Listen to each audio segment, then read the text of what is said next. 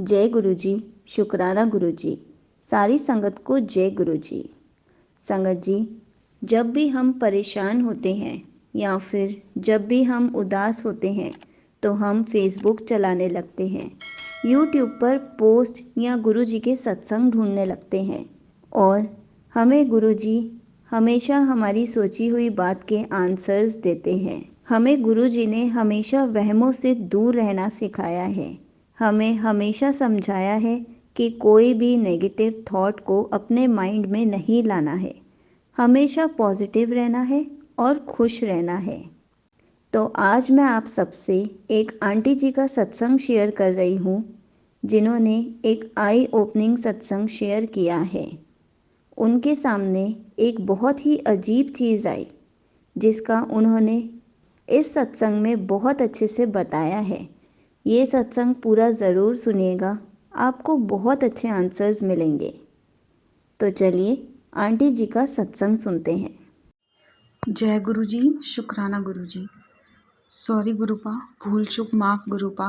जय गुरु जी। संगत जी, मैं अपने सत्संग गुरु जी के मंत्र जाप से शुरू करना चाहूँगी। ओम नमः शिवाय, शिव जी सदा सहाय।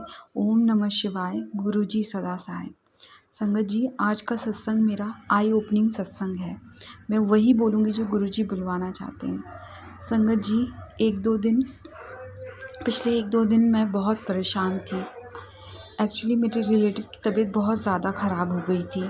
उन्हें किडनी में प्रॉब्लम हो गई थी और उन्हें डायबिटीज़ भी है, इसलिए परेशानी ज़्यादा हो गई और वो आईसीयू में एडमिट थी। संगत जी, अचानक से तबीयत बहुत ज़्यादा ख़राब होने से हम सब डर गए और उनकी एज भी बहुत नहीं है, इसलिए बहुत सारे नेगेटिव ख्याल भी आने लगे। संगत जी, ऐसा नहीं है गुरु जी पे विश्वास नहीं है, वही नज़र आए जब कुछ नज़र नहीं आ रहा था और समझ भी नहीं आ रहा था।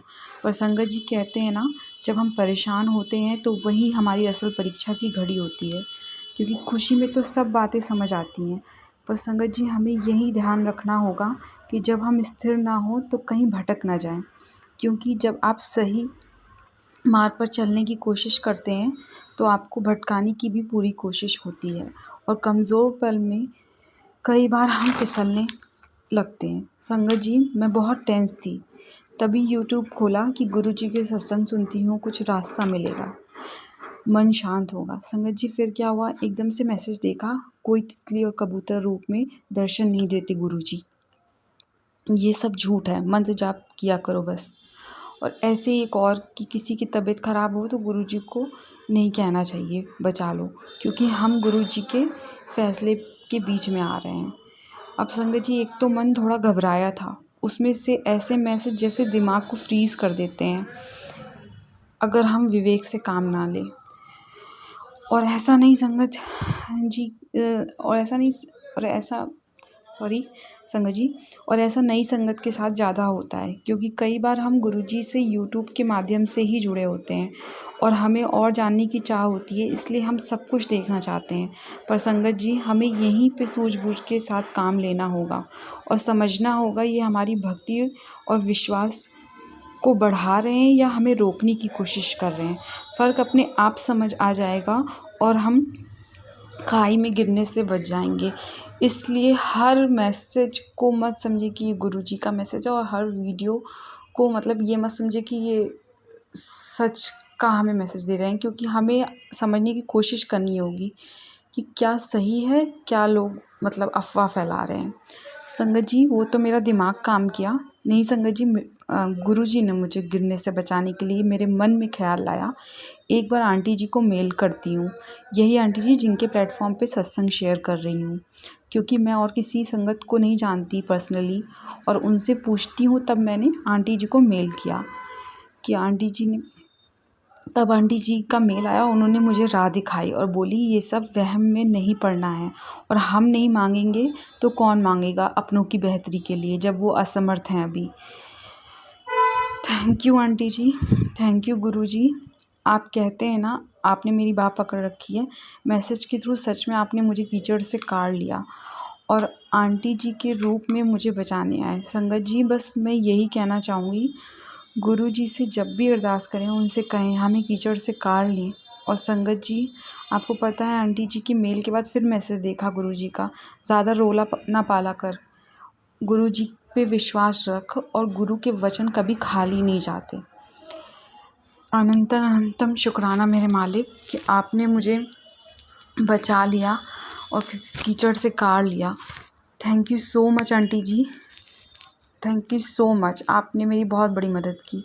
भूल चूक माफ़ गुरुपा। और सॉरी आंटी जी, मैंने मतलब अगर मेरी किसी भी बात से आपको हर्ट हुआ हो, सॉरी संगत जी, आपको भी अगर ऐसा लगा हो कि मैंने मतलब कुछ गलत गुरु जी के बारे में सोचा या कहा, वो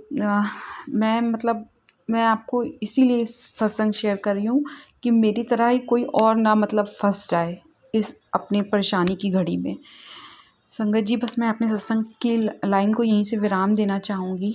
तेरे चरणा विच मेरी अरदास है दाता, हर पल विश्वास बढ़ता रहे दाता। जय गुरु जी, शुक्राना गुरु जी, जय गुरु जी संगत जी। Thank you so much aunty जी, आपका सत्संग बहुत ही अच्छा था। आपने बहुत अच्छे से बताया कि हमें किसी भी वहम में नहीं पड़ना है, क्योंकि गुरुजी हमें बहुत सारे रूपों में दर्शन देते हैं।